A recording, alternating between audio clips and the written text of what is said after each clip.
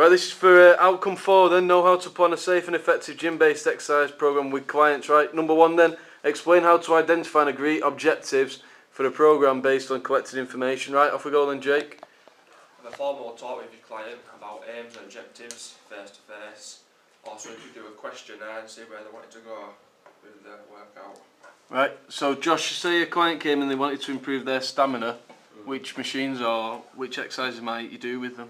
More cardio, running machine, maybe put a gradient on it, row machine, more just general cardio. Right, okay. How long might you do it for? So say you've got an hour session, how long might you do that for then? 20 minutes, half an hour. Right. And maybe have a break, maybe go from there. Right. Okay, number 2 then. Describe how to use a range of equipment to achieve the client's goals, Lewis. Maybe set it at right weights, or maybe if they are doing cardio, setting it at the speed that they'd be comfortable with, or that might maybe push their barriers a little bit. Right, Louis? Use it, like it says, use a different range of equipment and also show them how to use it so it's effective. So say a client came and they said they wanted to work on the chest on one day, what sort of different exercises might you do with them? Bench press or something like that. Pec deck. Pec deck, what else? Depends how the muscle wanted to be for the chest. Right. If they wanted to muscle mass, try to find the correct weight, but as much as they can. If they wanted to rip up, get them on the cable machines, and just do cable crossovers, or get a little weight and do some pectoral flies. Right. Instead of like building muscle. Okay, so number 3, outline the health and environmental factors which can influence safety and group/individual working space. What activities you can do in there. How much room there is and what equipment there is in there. So obviously you couldn't play football in the gym. Right, good example, yeah. So. Oh, you couldn't check into the swimming pool without a lifeguard qualification. Good, right. Number 4 then, describe why it is important to agree goals with clients. So, obviously you start training them and they say, well, I've got larger biceps now, I don't want that, I want it to get fitter. And then they don't really have a good opinion of you, so you need to know what they want to do and sort of work towards that with them. Right. If you do that, it's going to give them a good motivation and drive as well. So they're clear what they're working for. Good. Just talk up a little bit, lads, just to make sure it's on it. Okay. Number 5, describe how to record plans in the required format. Lewis? Could record it by, don't know, maybe on like computers, maybe putting down like, maybe like their weight and stuff at the start, and then maybe after every couple of weeks you put like their new weight on, see if it's making a difference and stuff. Anything else? Even like a file. File? Each client has a file where you record how much they lifted or how fast they ran in your session, and you put it in a cabinet with the other clients, like alphabetically, so you can just pick each one out easily when the client's coming. Right. So it's nice and organised, good. Number 6, outline risk assessment / management procedures. So risk assessments, Louis, why is that why that important that it's done? You've got to make sure that you pre-plan them, you've got your questions already set, and for all sorts of situations, so not just injuries but also underlying disabilities, etc. Right. etc. All assessments are done for each situation, so for everything that possibly go wrong, there's a So what might be on a risk assessment? Just give me 3 things that might be on it. Fire exits. Machines, just general, what kind of Machines, damage. Clients like any convicts or anything. Right, so make sure people are being CRB checked. Right, okay. Number 7, explain the consequences of failing to manage health and safety. If you end up losing your job, you get sued. People could get injured. Right, fine. Right, move on to outcome 6 then. Know how to prepare self and equipment for a gym-based exercise program. Number 1, we'll leave that one. No, sorry, yeah. Number 1, outline the organisation's guidelines for replacement of equipment. Off we go then, Will. You check the equipment daily. Yeah. Morning. you have replacement equipment. Yeah, You could have different equipment. Have a guarantee on equipment. good. Check it in the mornings and nights as well. Right, that's fine. Number 2, outline the manufacturer's guidelines for the checking and maintenance of cardiovascular and resistance training machines. So, Regular servicing. regular servicing. Just making sure replacements are available if needs be. So what would you do if the piece of equipment wasn't working, Lewis, in a gym? Yeah, maybe ring the manufacturer, see or get someone to see if they could come out and fix it, or if there's someone that works in the gym can fix it already. So that'll be a lot quicker, because if you've got a client and then that's what they do, then you want it replaced as quick as possible or fixed. Good.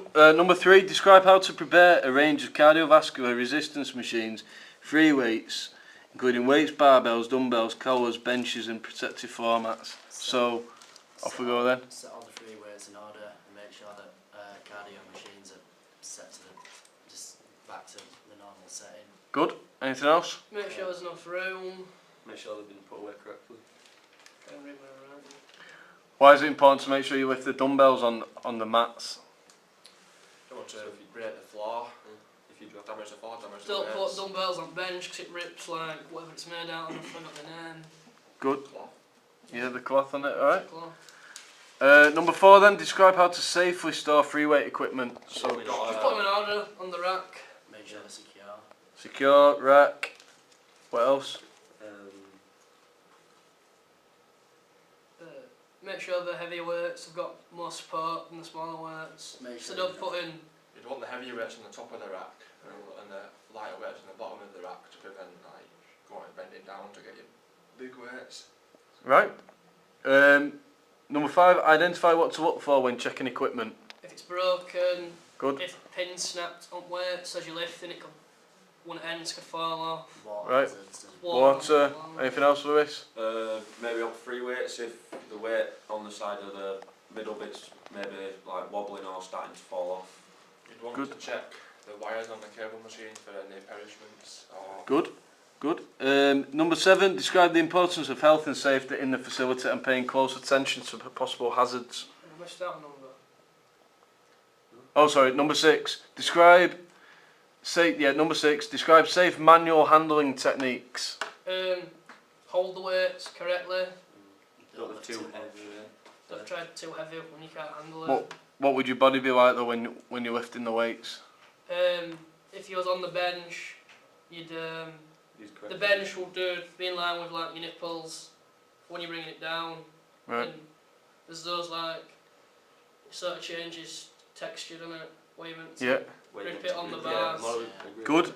And what about would you bend your knees when you're lifting the weights up? Would you? On the bench press you wouldn't. You'd, So say the weights are on the floor. How would you pick the weights up from the Keep floor? your back straight, bend your knees. You don't bend your back. You don't keep your back straight. Would you face forward or facing down? face up. Yeah, face forward. Good. All right. Identify the importance of health and safety in the facility and paying close attention to possible hazards, Lewis. Obviously, could cause injuries not just to your client, but maybe to you as well. If you maybe forget about like there's a wet floor, and then if you haven't told anyone before and you forget, then it could cause you an injury, and then you could be out of work. Good. Number 8 then, outline the types of hazards that may occur in the facility and how to identify and deal with these, Louis. A wet floor, so make sure you've got a mop available, cloths, etc. Right, so that's 1. Just give me 2 more. Which? All the equipment, fire hazard. Yeah, Anything? maybe Injured someone's person. left something in front of the fire exit door, or if someone injured, you'd apply first aid and get someone who can apply first aid. Or if it was more serious than that, you'd ring the ambulance. General public could be a hazard if they're just messing around. So Yeah. if you found the manager to kick them out or just to calm them down. Good, alright. Number 9, describe reporting procedures for health and safety. So who would you tell? Would you tell Senior management. Managers and bosses, or owners. supervisor? Yeah. Right. And then what might you have to fill in? What it's called? It's Save it, you mean? No, like when something so goes wrong. say Accident some book. yeah, accident book, alright, good. And what else? So say there's just been an incident, what might you have to fill in? If you witnessed A it, statement. An incident book, or if you witnessed it, you'd have to write You put it in. what you had say and what happened in case their story is different. Right, so you put it in what's called the incident report Yeah, book, that's yeah? it. Alright. Yeah, to make sure you're not liable. So what sort of things might we put in an incident report book? Someone's dropped Yeah. a weight on the foot. Any injuries really. Right, okay. Number 10 then, final one. Explain how to ensure an instructor is fully prepared to instruct gym-based exercise. So make sure they have correct qualifications to Good, that's one instruct. from you. Good, Louis? They've had previous experience or workplace. Good, Lewis? Yeah, maybe if you're because if you've got like someone in on a work placement, and if you're their supervisor, make sure that you've gone through with them what the like deal is, how to use the equipment, and then Good. show them how to do the inductions and stuff. Josh, what might a person need before they can work in a gym? CRB. Right, so why is that important then? So you know any like recent criminal records. Convictions, good. And Jay, anything else on that one? An observation before the client one-to-one and see how we take it Right, if they're in for the job. right. Good.